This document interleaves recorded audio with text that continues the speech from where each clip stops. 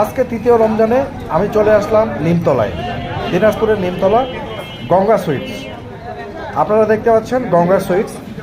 আর এই গঙ্গা সুইটসে আমরা দেখব জিলাপি ভাজা। এই দেখেন এখানে জিলাপি গরম করে যেটা রসে ডোবানো হয়েছে এটা এখন উঠানো হবে।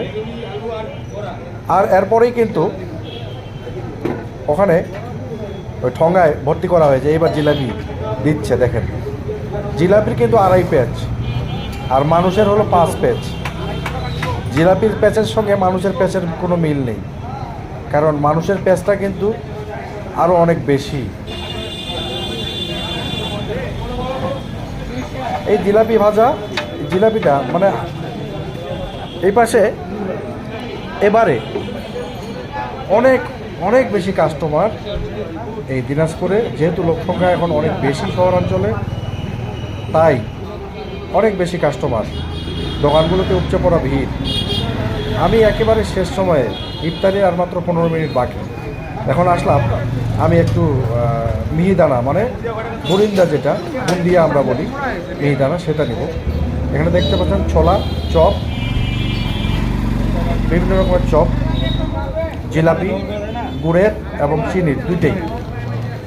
আর এখানে হচ্ছে বুরিন্দা, এটা হচ্ছে চিড়ে চিড়ে বিরিয়ানি আর কি যেটা বলে সেটা, সাদা। এই যে এটা, তারপরে আমিত্তি, এটা বড় জিলাপি। হ্যাঁ,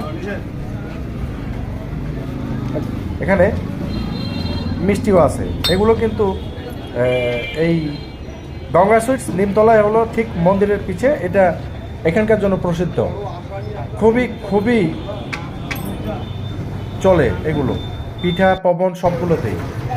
এটা হলো নিউ স্টার হোটেল, আল রশিদ হোটেলের সামনে ঠিক নিমতলায়। এনারাও ঠিক আলু চপ, বেগুনি চপ, মরিচ চপ থেকে শুরু করে পেঁয়াজু, মিহিদানা কত করে আরও অন্যান্য ইফতার সামগ্রী বিক্রি করতেছে। তাই এটাও ভিডিও করে নিলাম। এরপর যাব আমরা ভিন্ন স্বাদ, ঠিক গঙ্গা সুইটসের পাশে ভিন্ন স্বাদ। পেঁয়াজগুলো কি লোভনীয়,